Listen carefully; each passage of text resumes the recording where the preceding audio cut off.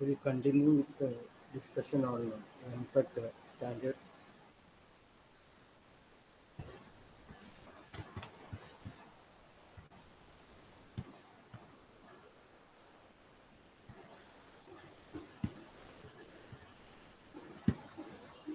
So, MPEG 1, the basic principle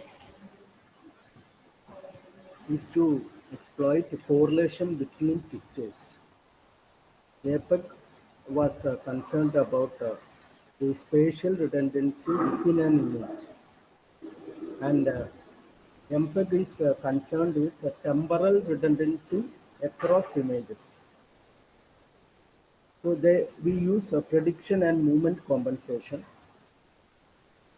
and we will reduce picture of a sequence from preceding and even subsequent pictures with minimum additional information, and it represents the difference between pictures.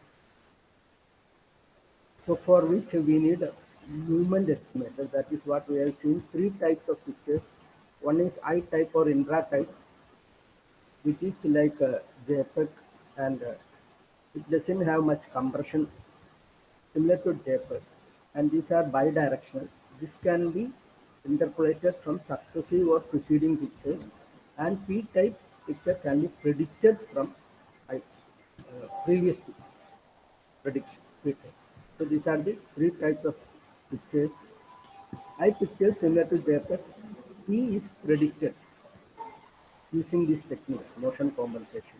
Bidirectional can be from uh, interpolation from previous or succeeding pictures. They have the highest compression rate. Their P has compression rate significantly high compared to in I picture, and I picture is similar to JPEG. And we had seen that there is a term called group of pictures. For a parameter n equal to 12, you will have 12 B and P frames between two I frames. So that is a parameter group of pictures, 12 pictures. And M is the distance between two successive P pictures. Predicted pictures, difference between in terms of the number of pictures is 3. So M is 3 means like this. After 3 pictures, you have P pictures. N is distance between successive I pictures. I pictures have no compression, similar to JPEG. And we had seen video sequence. The different layers are hierarchy sequence.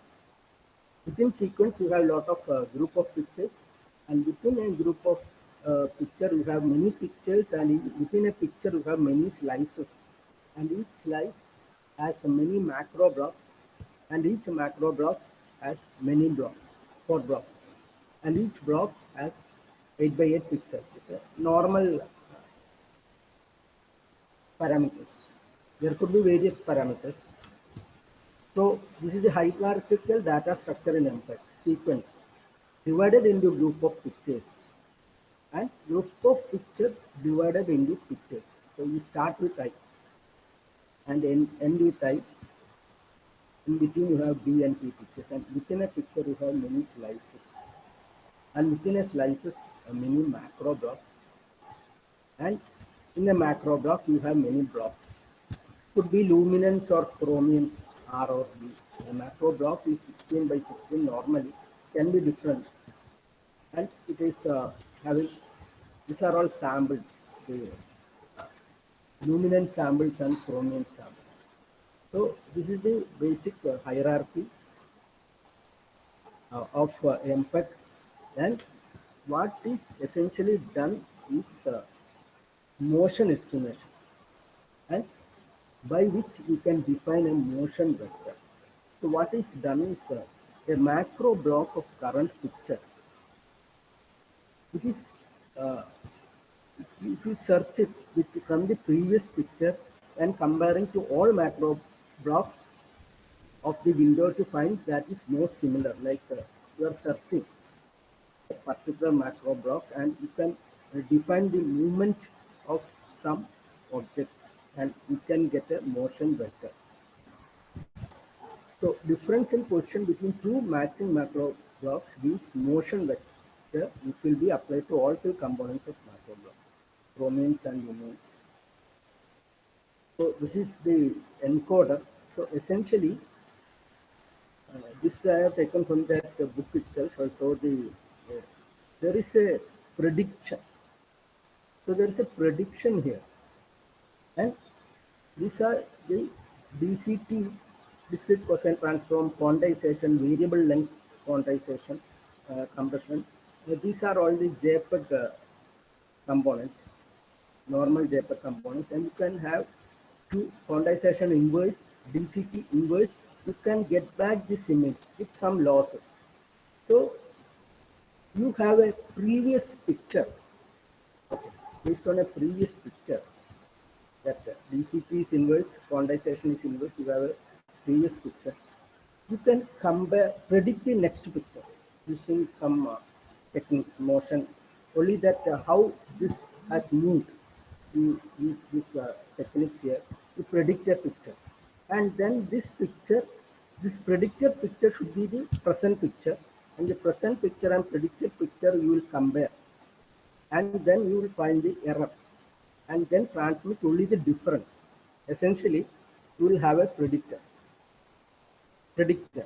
So predictor is given the previous picture, what should be the current picture using this technique of motion vector, and the actual picture and the difference. Only the essential difference you are transmitting.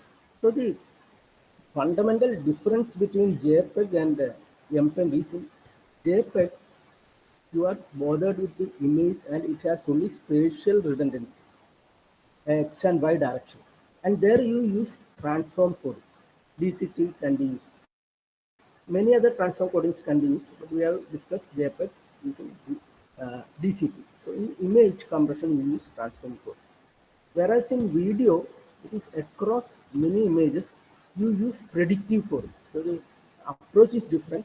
Across video, you predict the next picture, and you find the difference, and you transmit only the difference. So predictive technique is used to temporarily predict current frame from previous one. So it should be stored. The previous one you should have so that you can predict it. So temporal prediction means over time. Here it is JPEG, you have only spatial compression, x and y axis. So this is there is no time factor in this image. Only in this video sequence there is this time factor. So temporal prediction is based on assumption that consecutive frames exhibit very close similarity, except that objects or parts of frame in general may get somewhat displaced in position. So you are having in 1 second 50 frames, means only 20 millisecond difference between frames. So within that 20 millisecond space between frames, that temporal that variation will be some portion or some objects, and that is what you are searching using the macro block. The encoder has a built-in decoder too, so as to reconstruct the error frame. The encoder should have a decoder and that previous frame and predictor, so that is required. And motion estimation block. So there is a motion estimation block predictor. It means displacement between current frame and stored frame. Displacements are applied on stored frame in motion compensation to generate predicted frame. So you generate a predicted frame using motion vector. So motion compensation therefore decomposes how current frame should have looked if corresponding displacements were applied at different regions of the reference frame or the previous frame. So this is the prediction mechanism. However, in a group of pictures for n equal to 12, first frame, how do you get the previous frame for the first frame? Difficult to get the previous frame for the first frame. So the first frame in a sequence has no past frame. So we treat first frame like a still image, which is I picture or the Indra picture, or which is corresponding to JPEG. So the first frame, why it has to be I or Indra picture? It is similar to JPEG and it has no compression. So there is no prediction in that. So first frame is a I in a group of pictures, and why you limit it to 12? You cannot have a large number of predicted or P type or B type, because error will creep in, because it is only a prediction, it's only an approximation. So error will creep in. So you have only after 12 images, you start the next group of picture with an eye picture. So you have a group of frame with 12 eye. So it starts with eye. So within the eye, you have each image, you have a slice and macro blocks, and use this searching and prediction. And you find this motion vector, a small portion of the picture. So that is what is happening in MPEG. Basically, you have prediction. So we don't discuss the algorithm or all these things here. Only the how it is being achieved. The temporal redundancy is exploited in uh, MPEG, MPEG using predictive code. Now another aspect is output bit rate control. So here there's a bit rate regulation mechanism, and there is a buffer, and there is an MPEG output which is a stream of bits. So this has to be constant. This has to be maintained constant. So we will keep a buffer, and we will look at what is there in the buffer, and accordingly we will vary the quantization parameters to have a constant output. That is this output bitrate control. There's a first and first out buffer which is monitored by feedback loop, and we will modify the quantization parameters. So the objective is to obtain a constant bitrate. So with a resolution that depends on picture content and the amount of movement of the picture. So there are parameters which can be varied, and the more movement, the lower the resolution. So, however, our aim is to have a constant rate. So for which we have a buffer, and we monitor that, and we vary the quantization parameter. That is regarding this output bitrate. And decoder, there is not much explanation. This is inverse of this encoder. This is the figure which I have taken from that book. So different streams, multiplex, variable length coding, variable length decoding. So quantization inverse, and discrete cosine, transform inverse, and there was a picture reordering in the initial step. So that would be again redone, and you get the decoded video. And here you are actually transmitting the difference between signals, and you have to make up for that, and that is done here. So this is basically the MPEG decoder. So we have video decoder, encoder, as well as audio. So both are there. We have seen only the image part. Similarly, we have the audio part also, and they are delivered. They deliver their output at elementary stream. That is the technical word for the output bit sequence, which is called elementary streams. ഇവിടെ കിട്ടുന്ന output elementary സ്ട്രീമാണ്. ഒരു elementary stream എന്നുള്ളതാണ് അതിൻ്റെ ടെക്നിക്കലായിട്ടുള്ള encoder that deliver their output as elementary streams. And each elementary stream is cut into packets to form packetized elementary stream. They are packetized. Their bits are converted into packet. And this packet will have a header followed by elementary stream data. So like this is the data, this is the packetized elementary stream, audio, video. Private data is some text. So there will be a header. So this would be this stream, MPEG 1 bit stream. So what you have here is the elementary stream with constant bitrate. You fix the bitrate, accordingly vary the parameters here, and that is called an elementary stream. And normally, this is an example, number of elementary stream in a MPEG 1 is specified. Say you can have up to 16 videos streams, 32 audio streams, and private data is some text or some transmission data, something. Apart from the video and audio, some advertisement or something else. Some textual data. So this is a typical composition. You may have 16 video streams and 32 audio streams and 2 private data. This many number of elementary streams in an MPEG-1. So accordingly, we'll have data. Comprises of many streams. So packetized elementary streams, audio, video, etc. So this is how this is one elementary stream. Similarly, you can have up to 16 video streams. 32, we haven't discussed this audio. 32 up to audio, audio streams and 2 private data. Now, this MPEG, this what we have discussed is only MPEG-1. This was started for storing movies on CD-ROM with a bitrate up to 1.5 megabits per second. So some portion is for video and some portion is for audio. Both are there in this. Now, this was enhanced to MPEG-2. This MPEG-1 does not cater to the interlaced scan. So this is not applicable for our TV transmission, MPEG-1. We need MPEG-2.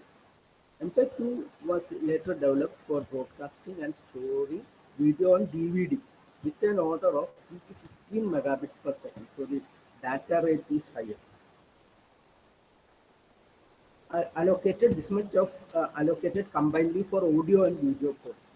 So MPEG-2 can decode all MPEG-1 compliant elementary stream. So you refer to a stream as elementary stream, which could have many audio streams and many video streams. Now MPEG-2 can process interlaced pictures as well. This capability is not there in MPEG-1. So digital video broadcasting will apply only from MPEG-2 and to higher versions. We have MPEG-3, 4, MPEG-4 is there, even MPEG-7 and 21 is there. So then there are H2.60 standards, 6.1 standards, 6.4 standards, all these. So those are all subsequent standards after this MPEG-2. So the basic digital video broadcasting, which has to cater to interlaced pictures, require it is MPEG-2. And in MPEG-2, the slices do not necessarily cover the whole picture. So in MPEG-1, the picture is divided into slices and it covers the whole picture. So there are some differences. And then we have this MPEG-4, which is standard H2.64 audio video compression. It need not be DCT. It supports the wavelet transfer. MPEG-4 and MPEG-5 uses multimedia metadata, and there is MPEG-21, MPEG-3 is there. So host of standards are there, and this H2.6461, all these things are there. So MPEG-2, basically we have a program stream. So this is a video, this is audio. We have video encoder which has all these blocks which we have listed. Similarly, there's an audio encoder and there is a packetizer. The elementary stream is packetized into packetized elementary stream video and audio, and there are multiplexers, and it is used to store. Program stream means for storage, and transport stream means for transmission. This has high error rate. So the length of MPEG-2 transport packet is fixed to 188 bytes. So here, the packets, the size of packets are 188 bytes. So when you have a bit stream here, you don't have packets. This is an elementary stream. When you packetize it, there should be a size. So this packetized elementary stream is 188 bytes. 188 bytes. So this is a conceptual diagram for MPEG-2 transport and program stream. Transport stream means This is the one which is transmitted to satellite, terrestrial, etc. So it has high error rate. Yes, high error rate. So error-prone media. This is not much. Even if you write on a media, it can be corrupted. Only that much of error. So this is real-time error, and it has to be compensated by some other techniques. So first one, uh, uh, uh, to tide over all this, we will use a scrambling algorithm to resist attacks from hackers as long as possible, consists of a cipher. So this is one mechanism for encountering these errors. One is you use scrambling, and then next part is you use error control. So in error control, on the transmitted side, you have a inner coding as well as an outer coding. This is a Reed Solomon. It has many parameters, and this is convolution. So this is used for satellite and terrestrial. This is common part for satellite, cable, and terrestrial. So here you have possible more error, and you have this both combination. So these two, rambling and error control, will help to uh, recover from many of these errors. Error control, error detection and control. So normally we have satellite and this terrestrial. These are all microwave links, and these are through unguided media. This is DVB, digital video broadcasting. So this is what I wanted to tell today. And,